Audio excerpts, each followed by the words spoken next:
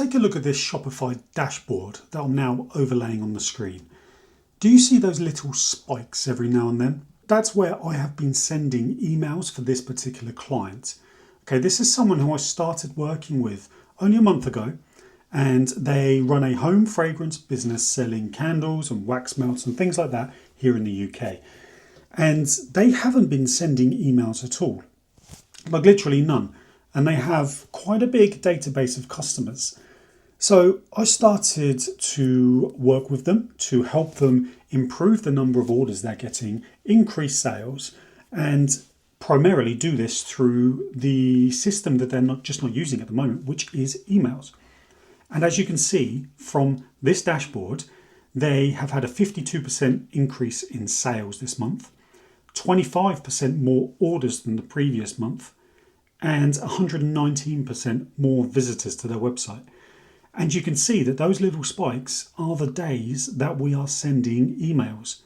That it's a spike in revenue. So the lesson here is send more emails. Okay, it's the most valuable thing you're going to have in your business is your email list. You've got to bear in mind, these aren't people that have never heard of you. These are people that have probably bought from you in the past or have certainly signed up to your emails through your website via a pop-up that said sign up for a free gift or for a discount or something like that. So these are people that want to hear from you. But the key thing is you don't want to be spamming them, okay? So here are 5 things that you should do to make sure you are sending the best emails and getting the absolute best results from them. So the first thing is to just don't sell every time, because you'll just get ignored. If you keep sending emails time and time again, which is buy this, buy this, buy this, people will expect it from you, so they just will not buy them. And they'll barely even open the email. Get to the point where they'll just archive it straight off, or even worse, delete it, or mark you as spam, which of course you don't want. Now the key here is you need to get people to open your emails, because the more people that open your emails, it increases your deliverability score, which means that your email will be delivered to more people.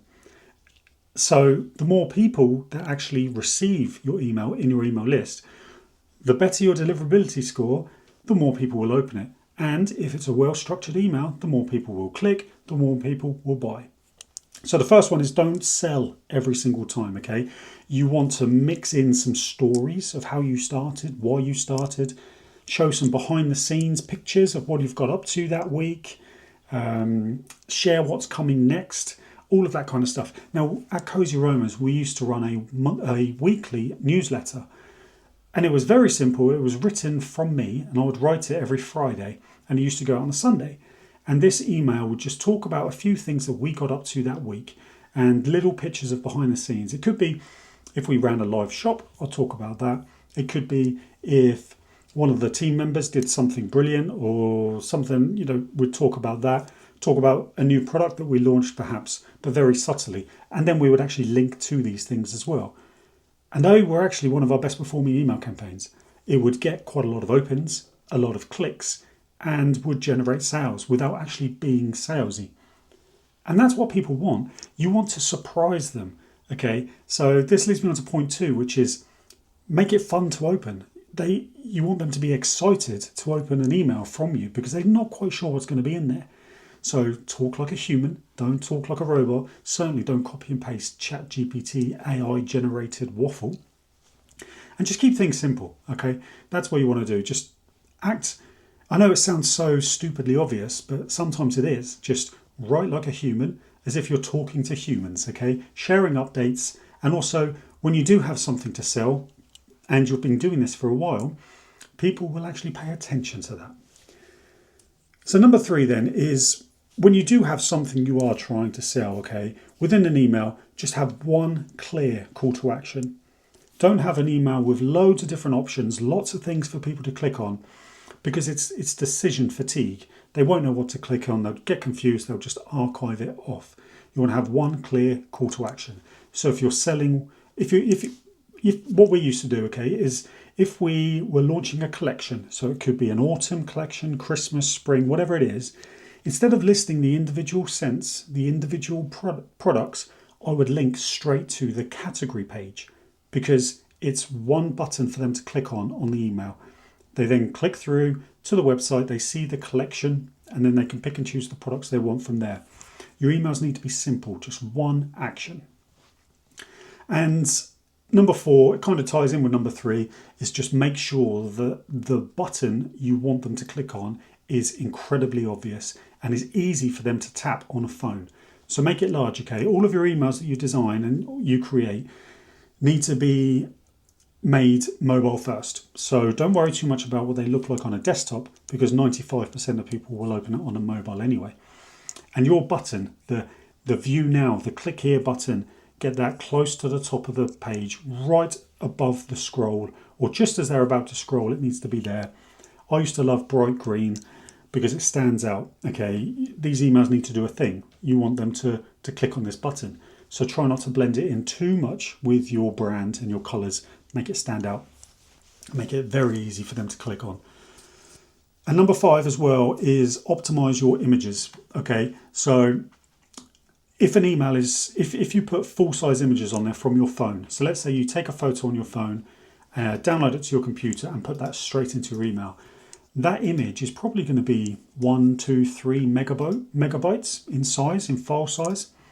If you have a few of those, that's a large file size for an email. So then when people are opening these emails on their phones, it will take a while for it to download. You don't want that. You want the file size to be nice and small. So the way to do that, if you haven't got access to Photoshop or Canva or something like that, there's a website called imageresizer.com. You can upload an image on there, choose the file size you want, download it, and it's just done. You can do it in 30 seconds. Make sure your images are optimized because then they'll load nice and fast. And that's basically it. Okay, talk, but the main thing is just talk like a human. Talk, share updates, share the wins, the losses, everything, and just sprinkle in the odd call to action here and there. And when you do that, you're going to notice that your open rates increase, your click-through rates increase, and your sales increase. Just like this screenshot I'm going to share with you now. This is another client that I've been working with recently. And you can see that from this one email campaign, they had 41 orders and over £1,500 in sales. And that's because it's been optimized well, it's been delivered well, and people actually care about what we're talking about. So your email list, like I said at the beginning, is one of the most valuable assets you're going to own in your business. So treat it with respect, not just as the machine that you can spam people with.